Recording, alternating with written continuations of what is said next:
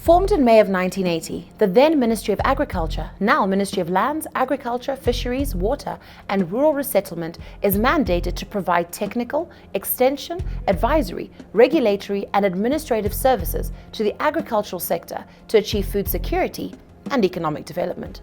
The ministry is headed by the Honourable Masuku, deputized by Honourable Karoro and Honourable Haritatos. The Permanent Secretary is Dr. John Basera and our guest today. The agricultural sector is the backbone of many economies in Southern Africa, and Zimbabwe is no exception. In 2020, Zimbabwe earned 782 million United States dollars from exports of 187 million kgs of tobacco. See how we can't ignore agriculture? Throughout SADC, every country in Southern Africa was given a role to play post-independence. For instance, Angola was given an energy role in SADC, even though most of SADC's power is sourced from South Africa. Mauritius was given the tourism role, even though it shares this thrill with Mozambique, Zimbabwe, and South Africa. Now, this history lesson is only to understand where the term, the breadbasket of Southern Africa, came from, us being Zimbabwe.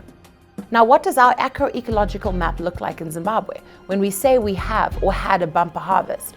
Who are our biggest contributors in terms of deliveries to the Grain Marketing Board, COTCO, TIMB, amongst others? I recently traveled to Chinhoyi and naturally I passed through Bankit. What caught my eye was the size and capacity of the GMB silos in both Bankit and in Chinhoyi. But I immediately countered my question asking, do we have the capacity to fill these silos? We surely should fill more than a basket of bread. Growing up, we only heard of maize, wheat, cotton, and tobacco as Zimbabwe's main cash crops. But with the advent of horticulture, so many other varieties are now contributing to the GDP of Zimbabwe. So we are joined today by the Permanent Secretary in the Ministry of Lands, Agriculture, Fisheries, Water, and Rural Resettlement, Dr. John Basera. How are you?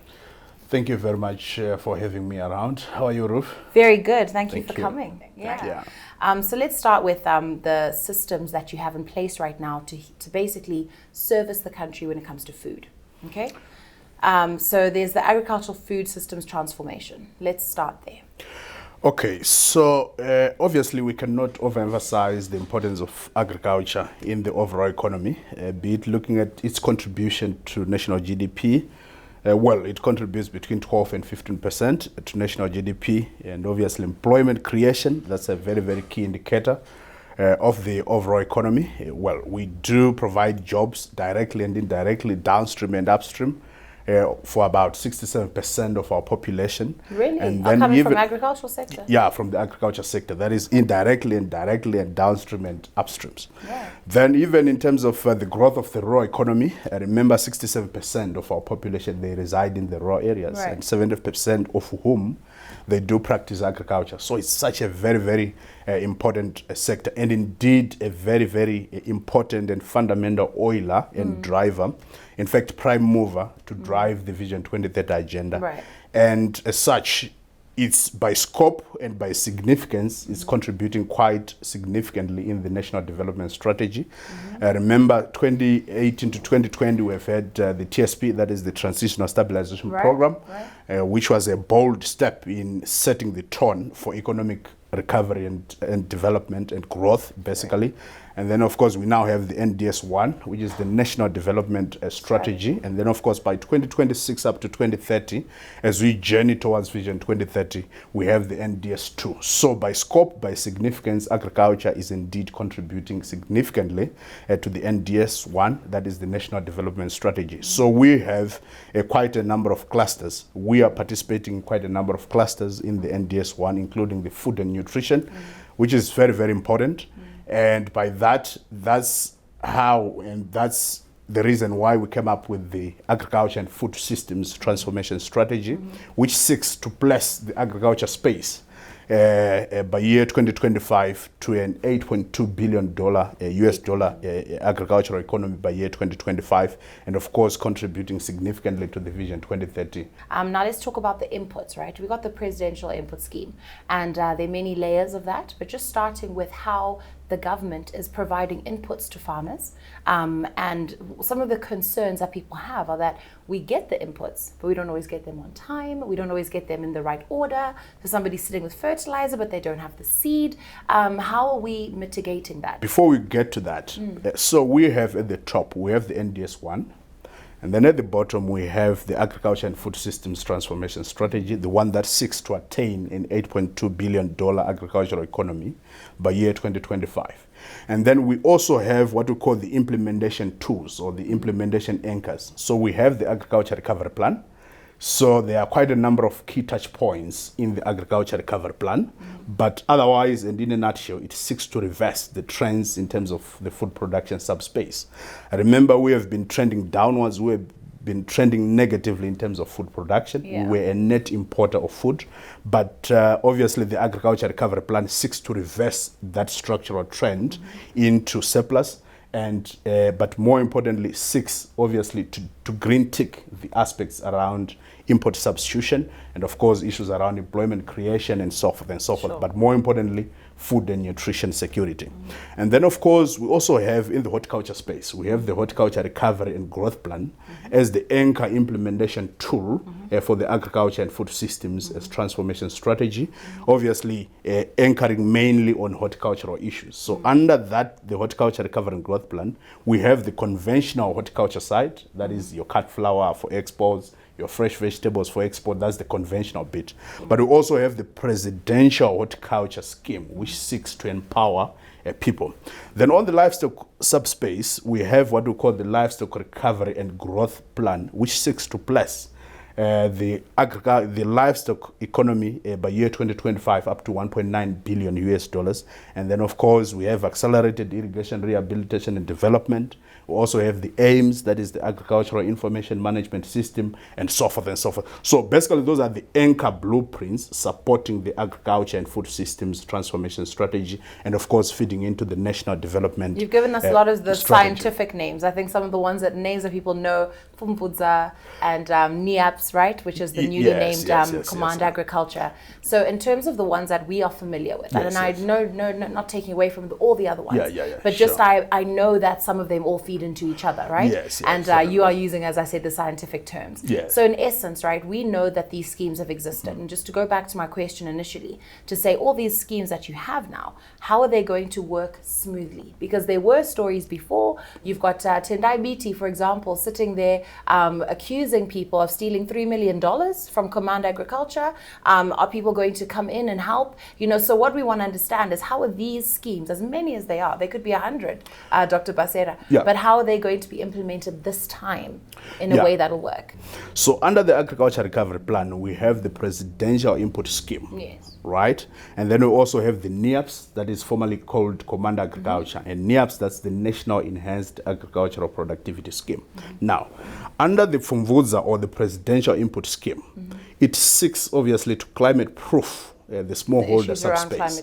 And remember, agriculture is very vulnerable to climate change effects and variabilities, as well as the smallholder sector obviously is very vulnerable to climate change effects and variabilities. So we had to adopt the principles religiously, the principles of conservation agriculture, hence the Fumvudza concept. So Fumvudza means a new season of producing more from less, producing more on less. So what it means is a farmer where he or she can manage so well and be able to upscale productivity levels be able to upscale even the profit stories at farmhold I think on that one, so many people can applaud that one. It's working. Certainly, So now what we have done in terms of putting the necessary safetiness, in terms of safeguarding, obviously taxpayers' money and the national resources. And the banks, you know, when it comes to security, because there were issues before about banks were given treasury bills and they were accused for taking them, but what were they going to use for security otherwise? You know what I mean? So under the Presidential Input Scheme, so we basically have two umbrellas here. We have the Presidential Input Scheme, so he program president where he's supporting my households. Because remember Vision that's the over 2 million households. Yes, over 2.2, 2.3 million households. So remember Vision 2030, it's all about leaving nothing, no one, no acre, no space behind. Right. So we are growing together under the vision as dictated in the Vision 2030 agenda. So now, what are the safety nets which we have put in place in the presidential input scheme to make sure that the rightful beneficiaries do rightfully benefit? So what we have done is we created a condition that a farmer has to green tick so that they are able to benefit from that scheme. And of course, this program is targeting almost everyone, especially in the smallholder subspace, and targeting over 2.2 or 2.3 million households. So a farmer, number one, has to dig the holes. So our agri-tax extension officers will have to tick that, and it has to be ticked green. Number two, a farmer has to accumulate mulch, right? Mashanga, mauswa, and so on, and so that we religiously adopt the dictates and the concept and the principles of conservation agriculture, mulching and so on, to create that blanket full cover so that we conserve moisture. Okay. That's the essence, in fact, of conservation agriculture. Right. So those are the ticks which a farmer does have to tick before they can be able to benefit from that scheme. So chera gomba, and then to gather the mulch. To gather the mulch. And then so mudumeno uya uvatika uruveno kuwaita here wachera here makomba basera waunganiza here mulch kana wachera izvozvo, then GMB will bring the chemicals to the ward level and distribute to those who have religiously adopted the principles of conservation agriculture. In fact, the principles of Fumfuza. Now we go to the NIAPs, formerly called. Sorry, before we go there, with the presidential scheme, who's funding it? It's the government. Right. Yeah, so that's a subsidy program. Okay. So we are subsidizing at that level, at input level. So it's the government will take the risk. If there's any problems, it's all on government. Yes. Okay, yes. right. Yeah. So NIAPs, we were innovative enough. And what we did was we crowded in, because remember, one of the key and cross-cutting issues across TSP, across the National Development Strategy number 1, and indeed, I'm sure it will also be one of the cross-cutting issues across NDS and Vision 2030, is obviously to crowd in the participation of private sector and also to crowd in the participation of financial services institutions into supporting government programs and even to support private sector initiatives. More importantly, especially in the economic and productive sectors, for example, the agriculture space. So what we did was we invited banks to participate in the Command Agriculture Scheme. And by the way, now it's called the NIAPS, that is the National Enhanced Agricultural Productivity Scheme. So we invited them to support. So the banks will be funding the program, but government comes in with what we call a performance guarantee to guarantee that the Ruvenego will perform, right? So that's what we did, so that the banks can be able to have the necessary comfort to own land to Ruvenego. So there's no TBs this time? No TBs whatsoever. Right. So it's just that paper to guarantee performance by our farmers. Why? Why do we had to come with that performance guarantee?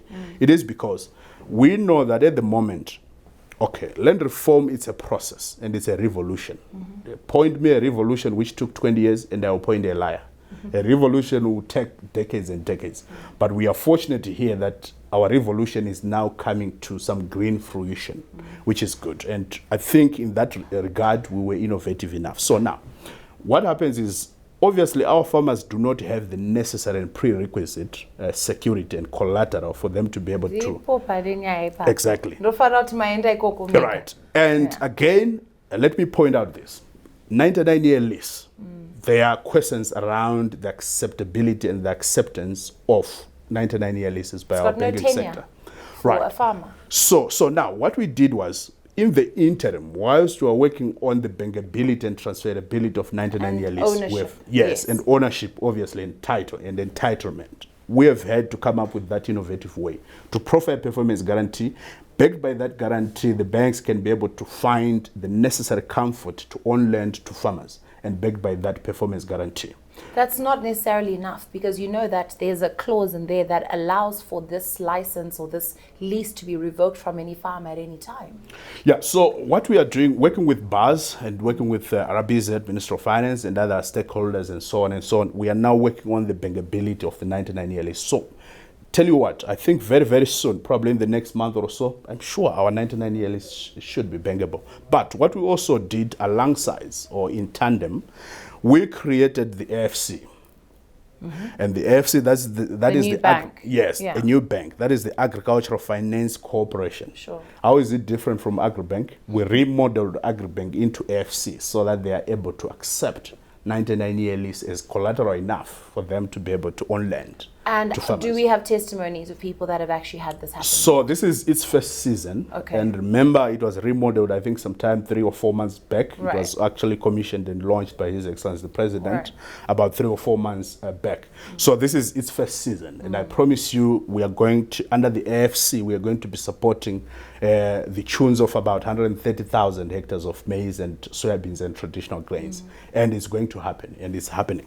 Well, So I think this one is something to watch closely, because if I were a farmer and I was on this 99-year lease and I wanted assistance, and I wanted to invest, I would not develop my land because I would not have the security that it's going to be. You understand? It becomes very, very complicated. And I think this issue of title, when we talk of the entire land reform program, Dr. Basera, you've watched this process since 99, you know, and you've seen where we are now. And do you find that this was a loophole, that it was something we should have tightened up in the beginning, even for people who are in rural areas? Who doesn't want ownership of where they live? But that's the reason why I said land reform obviously was a process, and the revolution is a process. It's not an event, I promise you.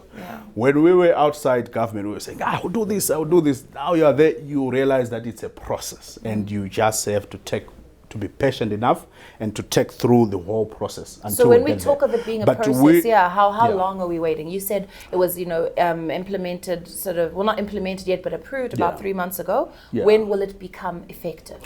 So obviously we'll make a public pronouncement to that effect, but we are still finalizing on the nitty-gritties with the BAS, that is the Bankers Association of Zimbabwe, representing all the commercial banks and the financial institutions and so forth and so forth. But we are now putting the final touches to it. How many banks are involved? Well, all the banks, obviously. Okay, the acceptability of 99-year lease. I mean, it's just like asking the acceptability of a title deed. It has to be all banks. So it has to be all when banks. we read the news, we read that it's a CBZ thing. You know, it's almost as if CBZ is in the forefront. Yeah, that's news, but I'm telling you, it's all banks. All the banks involved equally. Yeah, obviously. Okay. So while we talk on agriculture still, and now we move a little bit into livestock, right? So the TIGRIS program around assisting farmers, especially those that keep cattle. Tell us about this, because it's a very interesting science around how we are planning to innovate the Nyaya Yekudiba Mombe. Just give me 1 minute so that I lay the foundations. So we've been losing, I think, since 2015-16 season, we lost about 500,000 of our national herd due to general disease and other tick-borne related diseases. Right? So, but we know, and fundamentally, that for us to be able to contain general disease-related deaths and to contain general disease, we have to dip religiously for the next 1.5 to 2 years. Right? But now the fundamental question is, do we have the infrastructure to do that? And the fundamental answer is that at the moment, we are almost like 70%. 70% of our infrastructure, the dip tanks, they are functional at the moment. But the other 30%, for us to be able to contain general disease sustainably, they are not functional. So we have had to come up with a program so that we resuscitate all the dip tanks throughout the country. And by the way, we have about 4,000 dip tanks. And of the 4,000, only 2,600 are functional. The balance obviously are not functional. And that's the reason why as government, we are coming in to close that gap and to resuscitate, to rehabilitate dip tanks. And of course, in the process, we are working with the communities so that they take extreme ownership and extreme charge over that public infrastructure. We've had to come up with an interim measure, what we call a stopgap measure. And the TIGRIS program is indeed a stopgap measure. So what happens is, obviously, like I said, for us to contain general disease and other tick-borne related disease, we need to dip. That's the ultimate, right? That's the answer. We need to dip for the next 1.5 to 2 years. And following what we call the 5-4-4 dipping regime.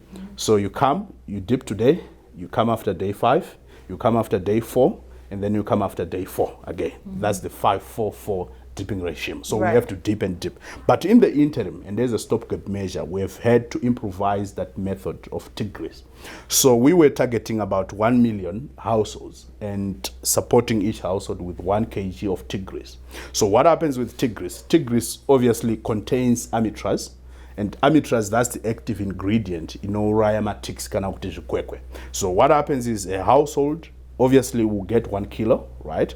And then take that 1 kilo and smear, between the legs, right? and under the tail, at the tail brush, and in the ears.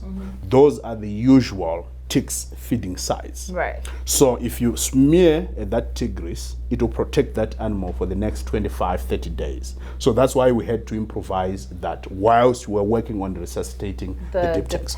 So let me report that in the 2020-2021 season, about over 1 million households were supported with each 1 kilo. And of course, we were targeting especially those general disease hotspots. So you're looking at in the Mashonaland East, you're looking at some parts of Manicaland, you're also looking at some parts of Marsh West and Central and so forth and so forth.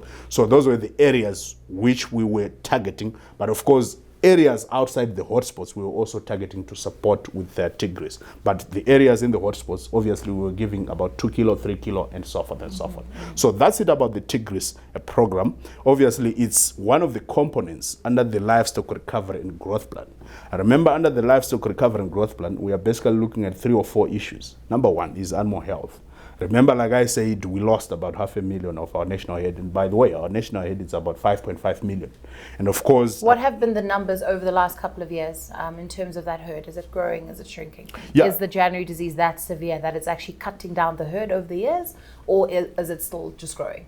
Yeah, well, it's growing, albeit being, well, marginally. You know what? Based on the performance we have had in the food and the crops production subspace, the expectation bar is now very, very high. I just want to give you some examples. In terms of food production, there was 189% growth after the religious implementation of the Agriculture Recovery Plan. From 2019, that is prior to the Agriculture Recovery Plan, there was 189% growth in terms of food production, basically. There was 200% growth in terms of maize production from about, well, close to 1 million to about 2.7 million.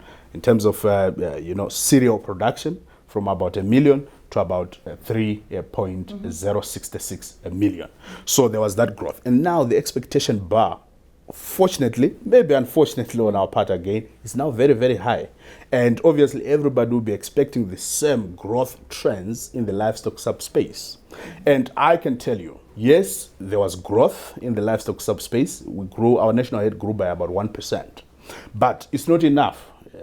It's not enough for us, because our target by year 2025, we need to grow our national head from the current 5.5 to about 8 million by year 2025. So obviously we expect some sharp growth, just like in the crops subspace. And then of course the other issue is genetics improvement.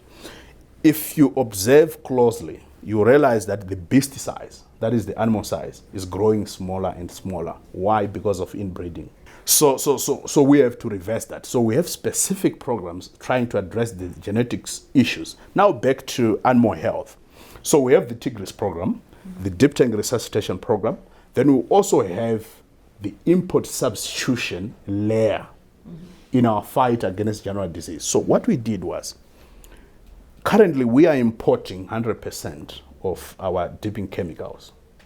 So we made a plan as government, and it was actually approved by cabinet, I think around November last year, to cut on the import bill. That's the first layer, import substitution. So we only import the active ingredient. If it is amitraz, if it is a dipping chemical, then we only import the active ingredient. So now, Ruven, at the moment and previously, if you import, say, a 20-liter full of dipping chemical, you're also importing water from China and from other countries.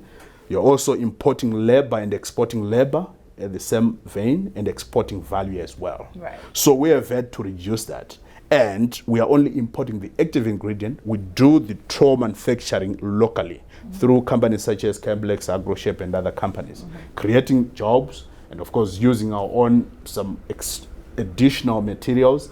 And the net and ultimate effect of that was to reduce the cost of dipping chemical by about 52%. And this is something that I don't know if you're comfortable addressing, but I think we do need to hear from you as ministry how farmers can actually calculate this better. Because in the end, they end up going to other areas, right? Other people, and the private sector players who are giving them better rates and at a more rapid speed. Your question is around pricing of commodities. Yeah. So we adopted a principle, and as government, that of working out prices, especially for those commodities where we would need to pronounce prices, where we need probably to set what we call floor producer prices or best prices. So what we do is we have a formula, cost build-up, factoring all the necessary variable costs, say to produce a ton of maize. And then we put a certain a margin. Usually it's in the regions of between 15 and 25%. Okay. So it's cost build-up plus a certain margin.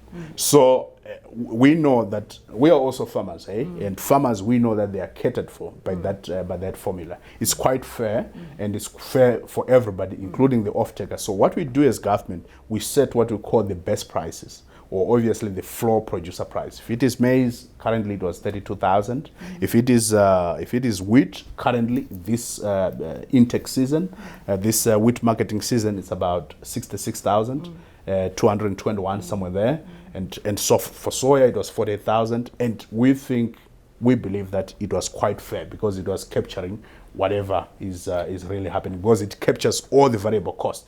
What we do, Ruth, is because there are delays at GMB, Delays in terms of what? Payment. No. Currently, I think so far, our total intake is about almost over 1 million in terms of grains, right? Maize, I think maize you're looking at almost 900, and then the balance is obviously traditional grains and soya and so forth. Because before there used to be a combination of US dollar as well as Zimbabwe dollar payment. Okay, so now I just want to address that fundamental point you raised, that there are delays at GMB. So now, the total value is obviously about 35 million. And you know what we have outlaid or what we have paid out to the farmers? It's about 34 point something million. We owe farmers about 0.2 billion. Sure. Yeah, so the total intake is valued at about 35 billion. We have paid out. Okay, what was the process for it to then be paid? So when you say there are no delays, and you say it quite adamantly, for that amount to have been paid off, there were delays to get there. Yeah. So and there is, as I said, the currency issue. Yeah, sure. Yes, before there was a 70-30 kind of ratio where a farmer would get some of their money in US dollars, then the balance in local currency. Now they're getting all of it in local currency. Yes. How do you farm? So what we do when we work out the cost build-up, we go out there, let me just use examples. We go to ZFC, we go to Sitco, we go to Windmill to check on the prices. We put them, and then we know the standard cost structure to produce, say, 1 ton, or to produce 5 tons, and so forth and so forth. So that's how we work out the prices. So the prices are so good. But it's what I had mentioned as well in the beginning, that besides being paid late, it is the inputs arriving at different times. So you didn't address that one. Yeah. Because I'm going to pay fertilizer. Apa certain dane seed kana kuti amsati mandibetsera panyaya yemvura apa tiri kupinda mu rain season. What if it doesn't rain? Okay, so Ruth, we came up with what we call the ZMX, the Zimbabwe Mercantile Exchange, which is a commodities exchange, especially targeting agricultural commodities. And one of the key pillars under the ZMX is obviously what we call the warehouse receipt system. So the warehouse receipt system is coming to address that. What happens is, Ruve, you deliver to GMB, you are served with a receipt, right? And you can use that receipt to claim or to redeem monies from a bank. You can use that receipt to buy inputs so that you can transition smoothly. And you go to that bank and you queue and you get given the minimum for that day. Then you go the next day and you queue again while you're waiting. While your land is already prepared, but you can't even buy because you're going to get your money in bits. So we are coming in with the warehouse receipt system, or the WRS, to close that gap in terms of timeous paying and so on. So now let me confess, we had promised the farmers that we'll pay within 72 hours, right? And I know some payments even went up to a week or so, right? And certainly not more than a week, because I have that information on the dashboard. Okay. Yeah. Let's go with that. Yes, exactly. So now, obviously, with the current stability, the macroeconomic stability, obviously, we think, yes, it was because we didn't own up to our promise of 72 hours. And 72 hours, by the way, is 3 days. And I know some payments went even up to a week, which is 5 days. So there were probably 2 or 3 day delays. So we think it was quite fair, especially considering the situation which we are operating under.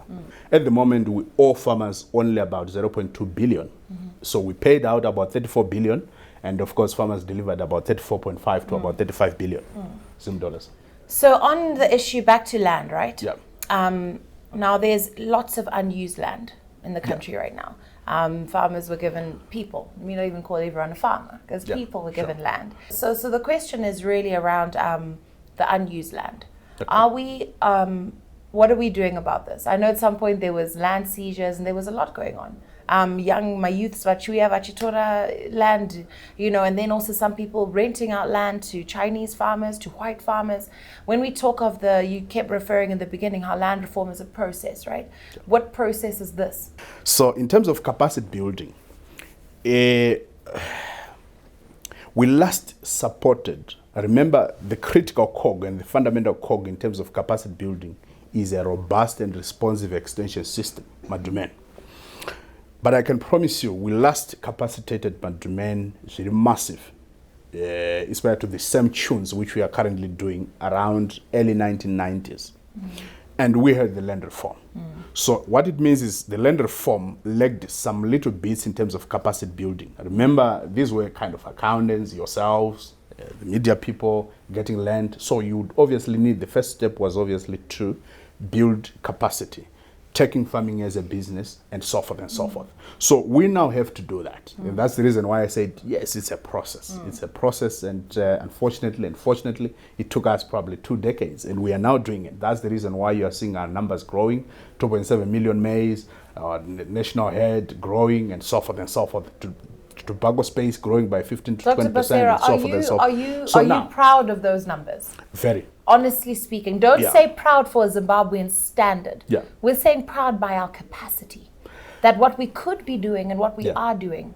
Is that something? Wow. Yes. Yes, my numbers are increased, and no problem, and we applaud it. Yeah. But when we look at where we should be. Yeah. Okay. So let's go back to the so-called glory days. Yes. So the breadbasket of Africa days. Exactly. And I promise you, Ruth, we are beating all those records. So obviously we are proud, but the expectations. We're beating which records? Yeah. Dr. Basera. Those holidays and numbers. Which days glory are those? Days, right? What, before 1980? Yeah. Or before after? and after. So now maize production. Yes. 2.7 million last year, and of course the record was about 2.8 million, right? And then even in terms of wheat production, 325,000 metric tons against the national requirement now of 360,000 metric tons this year. But there's population growth to factor in, so we can't compare numbers of 30 years ago and say they're now the same when the population has almost doubled. This year we're actually projecting 320 to 340,000 metric tons, and of course against the national requirement of 350 to 360,000 metric tons. So that's good. Honestly, tell me this is not good, and I'll point very big. You know what? I would just look at it against population size. Yeah. Okay. And also, like we said, we factor in the pandemic, we factor in the droughts, we factor in everything that has set us back. Yeah. And also the capacity to import, right? There's no harm in having an economy that can both import and produce. There's no harm. What if it doesn't rain? So now, in terms of if it doesn't rain, that's the reason why we are rolling out quite a number of programs under irrigation rehabilitation and program. That's one of the water cycles with the president as well, right? Exactly. So number one, we have 2 layers basically. 3 in fact. Number 1 layer is obviously dam construction. This year, His Excellency the President commissioned 2 big dams, and of course to irrigate over 5,000 hectares. But we know that currently we are the most dammed country north of Limpopo. But we are not resting on our laurels. We are actually building more dams because we believe in the importance and the essence of harvesting water. So we have 3 layers. Right. Layer number 1 is water harvesting, dam construction, bore drilling, and so on and so on. Layer number 2 is irrigation rehabilitation and development. So now we have potential, the current potential is to irrigate over 2 million with our current existing water bodies, the dams, the rivers, and so on and so on. So, but at the moment, we are only tapping probably about 3 or 4% of that. So that's why we have to roll out quite a number of programs across irrigation rehabilitation and development so that we tap into that sitting potential, into that idle potential, into water coming out through a nozzle or water being opened from a tap. That's very important. Then the other bit is now to make sure that we sweat the land. We sweat the water, of course, coming through a nozzle and so on, but we also need now to sweat the land in a viable and profitable manner. So that's the reason why, especially and more importantly, targeting the irrigation schemes. We recently launched a program which is led by ADA, which is called the ADA Management Model, or the Vision 2030 Accelerator Model, whereby ADA is helping farmers in the irrigation schemes to be viable, to be productive through some blocked production models and so forth and so forth. Very important, because we would want to make sure that the beneficiaries of the irrigation schemes and the beneficiaries of irrigation, that's capacity building, they are viable and profitable. Sure. So that is an ongoing concern. By the way, we have about 450 irrigation schemes in Zim, and of that, that's about 27,000 hectares. And of that, about 13, which is 50%, 13,000 hectares is only functional. The rest are not functional. So we are coming in to rehabilitate, to resuscitate that, but at the same time, and more importantly, trying to make sure that the farmers are viable. Okay. And trying to make sure that we put somebody, a manager who manages on behalf of the farmers. Okay. But at the same time, farmers taking their proceeds, what is due to them, but we just need somebody. Otherwise, our irrigation schemes were marred by what we call the tragedy of the commons. Irrigation scheme, 500 hectares, Indian 0.1 hectare. Pump, inamuritsa. The conveyance system, the maintenance, hapana no maintainer. Who will pay the bills? Hapana. That was the problem. So how are you managing that now? So ADA is now coming in as the irrigation scheme manager. They will be looking at and all they those get paid by who? By ADA and by government. Yeah, so you can go ahead. Yeah. So you asked a question about what if it doesn't rain. Yeah. We have about 180,000 hectares under irrigation currently, and would want obviously to increase that to about 200. And by year 2025, we were given a target by His Excellency the President to have about 350,000 hectares under irrigation. So in case it doesn't rain, we'll have the water, we'll have enough water to irrigate what is enough to feed and to fend for ourselves. Which areas of the country are these? So we are targeting all the areas and all the provinces, and we have quite a number of programs. And one of the key and flagship programs is what we call the 200 hectare per district per year, to develop and to rehabilitate 200 hectares in each district of the 60th district. So remember, Vision 2030 is all about leaving nothing, no one, and no space, no place behind. Taking everybody on board and on board as we journey towards a Vision 2030. Okay. So now we have that 200 hectare per district per year. District. Then and it's irrigated. Yes. Then we Is it already irrigated, or there are plans to irrigate? No, we're actually rolling out that program. It's a name of a program. Yes, that's what I'm saying. To develop 200 hectares per district per year. Okay. So far. So it's not a 2021 thing. It's coming. Well, it's actually happening. In the pipeline, yeah. It's actually happening. Okay. Remember, recently, His Excellency the President launched the Bobby Lupane irrigation scheme, and it's under that specific scheme. So now, the other schemes are 10 key programs, whereby we are following up on irrigation schemes, A1 irrigation schemes, try to do rehabilitations and so on, under a quick fix program. That is the 10 key program, and even new kit approach, where we develop new irrigation infrastructure from the existing water bodies and so on. So that's another program. But, and again, we are also, and remember this year's theme, this last theme, it's about synergies, partnerships, collaborations, and so forth. We are also working with development partners, the private sector as well. It's not government 100% in those programs, by the way. So we are working with the development partners, and more importantly, IFAD, that is the International Fund for Agricultural Development. Okay. Right? So that's a Rome-based institution, entity. So now we want to develop about 6,100 hectares under irrigation, and that program started in earnest, it started around 2020, and we are targeting to develop 6,100 hectares under irrigation under that scheme by year 2023. Okay. So currently we are almost 1,000, and very, very soon 2,000, 3,000, and we are positive that we will get to our target. No, I like that answer. Then under UNDP, we have what we call the Green Climate Fund, and we intend to develop 1,400 hectares under irrigation. And of course, adding on, the total is leading to that ultimate target which we were given, that ultimate challenge which we were given by His Excellency the President, to have 350,000 hectares under irrigation by year 2025, so that we climate-proof the agriculture space, which is so vulnerable to climate change effects and variabilities. Now, on electricity, Dr. Basera, there is an issue where some farmers are struggling. They will be in the middle of their farming activities and their power goes off. Contact the electricity suppliers and find out what happened. They will say, Takata, because I'm Satma Badara. Sata Badarachi. Because remember, some of them don't even have prepaid meters because they're not available anymore. So they're on these bills, right? The ones that we all used to receive in the mail. So the power gets cut off. They try now and solve the problem. But ZESA now is guessing what bills are. There's an estimation of what a person's bill is. And while they fight over how much it is, and they know, but that's not me, that's the previous. Oh, now next thing, their produce is suffering. Yeah. What are we doing about it? Okay, so what we did was we created what we call the energy food nexus, or the food energy nexus. That's where those technical issues are discussed, and it's actually chaired at ministerial level. The two ministers, energy and agriculture, chairs that, and at our level, at technical level, we chair that with my counterpart at Ministry of Energy, Magombo. So now, under that committee or task team, that's where we look at such issues. So let me give you an example.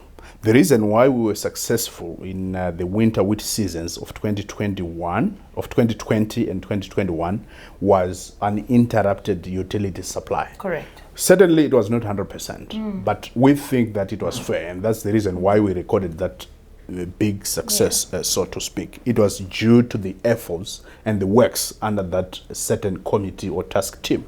And of course, ZESA is involved, ZEDC is also involved, my ministry is involved, Agritech Madumeni, because that's where the information comes from. Remember, we have the footprint, we have the foot soldiers as ministry and through Agritech.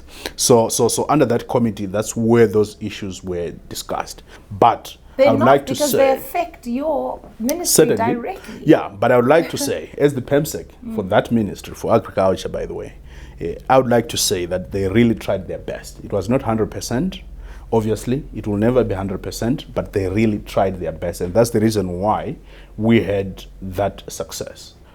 Right. So now, obviously, this is an ongoing task team. Yes. And of course, now we are preparing for this oncoming 2021-2022 season, especially the early croppers, the tobacco croppers. Remember, tobacco is established, the irrigated tobacco is established about in September or so. So obviously, they will need power to irrigate their crops, even the seed crops and so forth, the early summer crops, they would need irrigation, and we are sitting. But so far the situation is so good. Okay, we took the liberty to speak to our audiences on Twitter and find out what questions they might have for you regarding their own, experiences as farmers, their aspirations as farmers. So here are some of the questions from Twitter. Okay, so Limon Jack 11 says, what are you doing as the ministry to ensure that the new farm occupiers fully utilize the agricultural infrastructure left by previous white farmers? Okay, that's a very fundamental question, and it leads to resources utilization, land utilization, as well as water utilization, especially water bodies utilization. Very, very fundamental. If we are to transform the agriculture space, then we have to utilize all the resources. So what we are currently doing is we are promoting the JV platform, whereby there's an investor and then there's a landholder, probably with some idle land and so on and so on. And of course, they enter into a win-win JV agreement. And of course, it has to be approved by ministry. Why ministry? Because as ministry, our interest is on the investment. So in case of any default, will be the source of kind of recourse, and of course, together with the other arm of governance, which is the courts. So the JV platform, yes, we are promoting. Are there that. conditions around that? No conditions. Okay. The two have to agree, and Just the two have to set the conditions themselves. Anything, yeah. And then, of course, as ministry, and for free, they come, we approve their JV. And in fact, we actually have a standard JV template which they have to follow. And they have to green tick some issues. For example, in terms of the tenure period, there are some ranges, some approved ranges. Yeah. In terms of the profit sharing, because at the same time, we don't have to disadvantage the landholder, just because probably they don't That's have the what I was going resources. to say, that surely there must be a standard template for these JVs and the agreement or the So indeed, contract. the standard template is there. Then another issue is we are promoting what we call the value chain financing model, or the value chain financing mechanism, where we are promoting contract farming, because we believe, and we are now compelling, in fact encouraging the private sector off-takers of agricultural commodities to support the local farmer and to produce at least 40% of their requirements locally by supporting the local farmer through contract farming, especially corporate farming, and so forth and so forth. So that's going to go through all the people that buy and the end users. So even export markets as well? Yeah, that's where I'm sure Zimtrade comes in as well. Yeah, Zimtrade comes in, Minister of Foreign Affairs and International Trade, they come in as well. Yes. Yeah. Certainly, yeah. So those are some of the other avenues which we are trying to do so that we promote land and resources utilization. But more importantly, obviously, there is what we call SI 38, whereby we are now bringing in ADA. Because remember, ADA, they have a rural development mandate.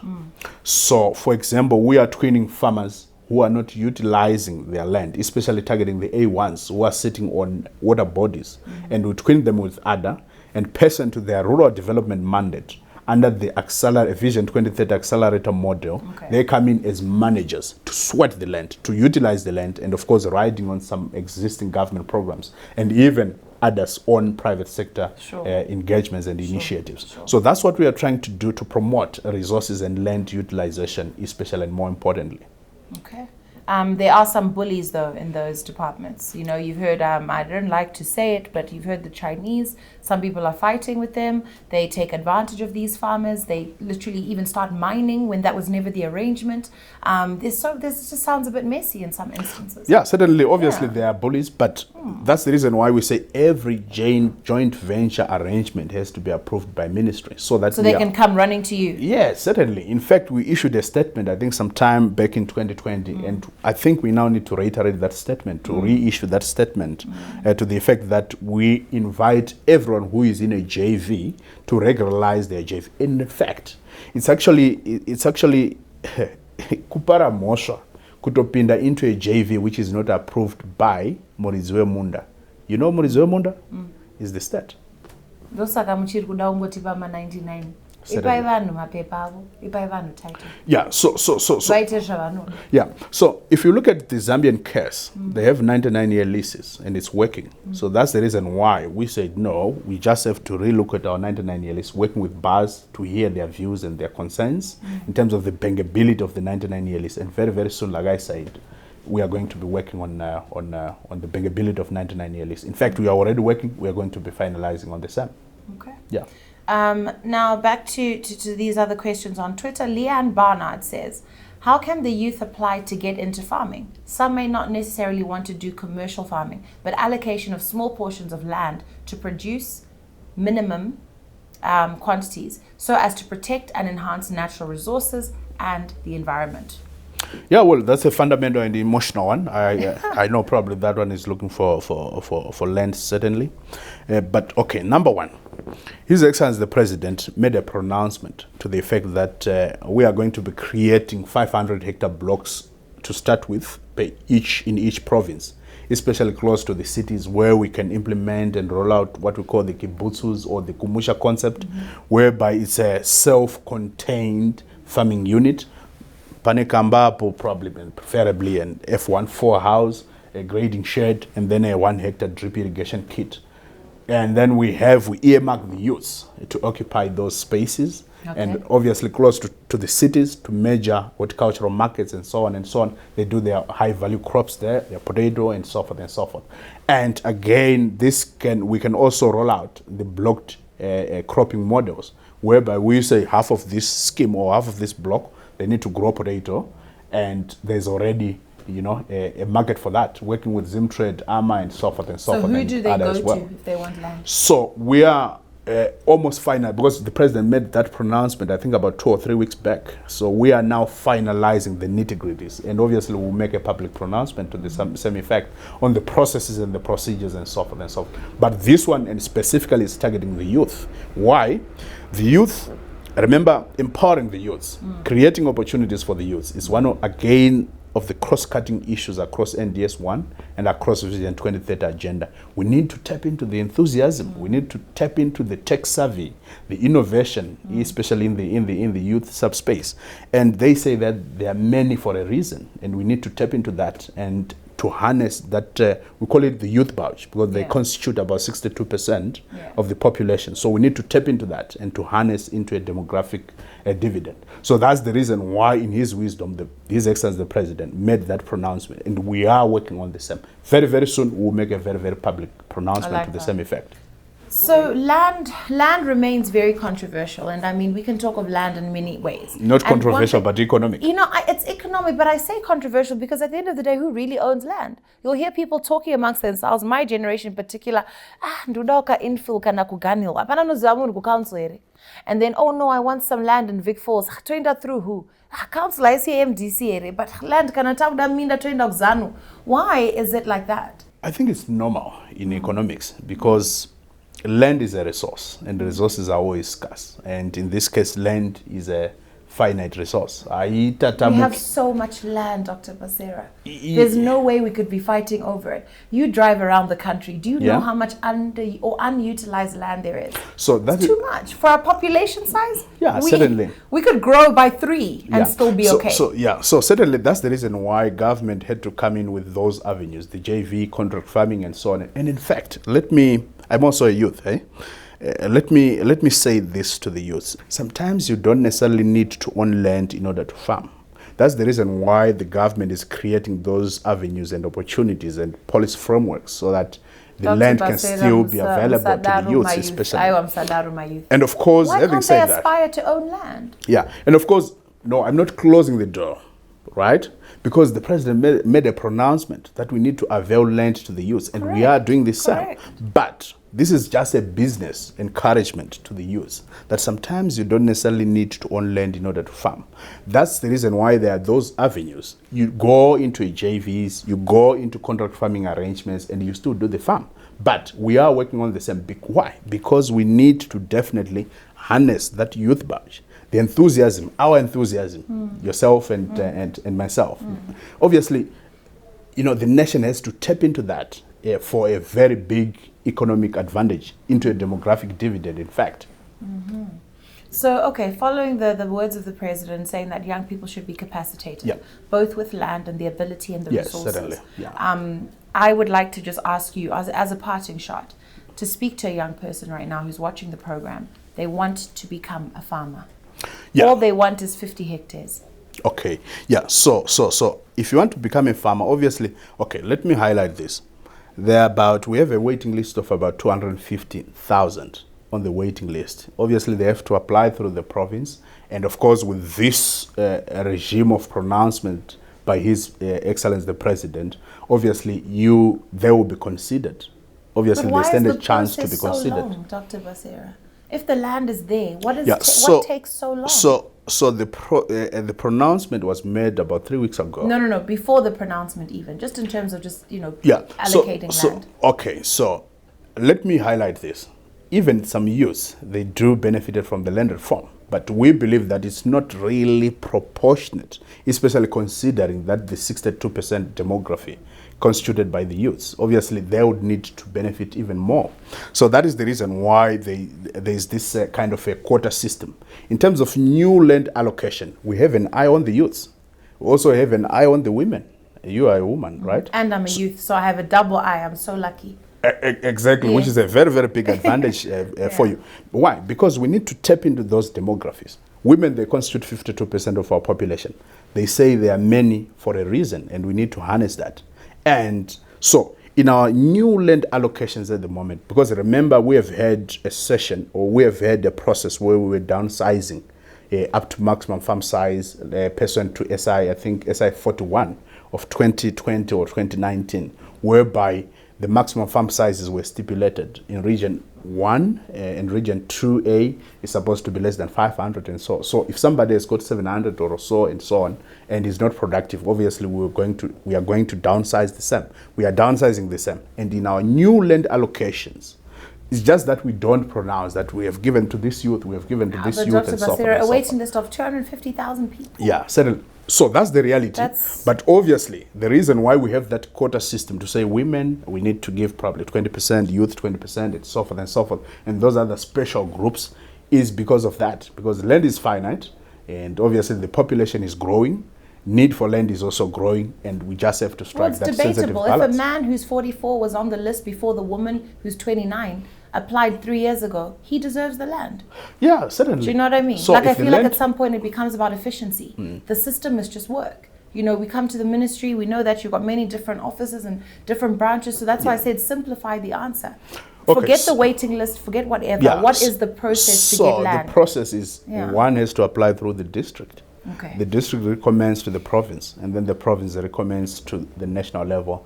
That's when the offer letter can be processed if all the boxes So are that certainly process ticked. is So about how basically, long? in a nutshell, well, I can't say it takes how long because we don't know how, what are the nitty-gritties. Because obviously you will have to, the land has to be available in the first place for somebody to consider an application. But otherwise, all things being normal, that process shouldn't take 2 You know, weeks. kazhinji munhu certainly. anenge apply anenge achiziva kune land yaari kuda, anenge achitoziva, anenge aita homework yake. Yeah, So well- if I'm not from that district, I can't apply. Yeah, but at the same time, yes, unenge uchiziva kuti pane munda pakati, but we need to Yes. ascertain that. And if I'm not from that district, can I apply from another district? Do I have to be from that area? As long as uyine chitupa chemuno muZimbabwe, you can apply for land anywhere. Okay, but it's for the district of where you particularly want. Yeah, well, most people would prefer that. But we are saying, if you are Zimbabwean, you can apply in Mutare, in Manicaland, in Marsh West, and so on, as long as you are a Zimbabwean. Okay. Yeah. If you are an aspiring farmer in Zimbabwe, do you know where to get information? Where to get funding? In fact, where to get the land? And better yet, where to sell your produce? There has been talk and praise around this year's agricultural season, expecting a bumper harvest. Larger than usual, we praise the Lord in advance. We can all grow something, but not all of us can convert that something into something commercially viable and sustainable. It's not a lie that our wealth is in our land, and our land is in our hands. Nyika yedu iri mumaoko edu. Ilizwe letu lisezandleni zetu.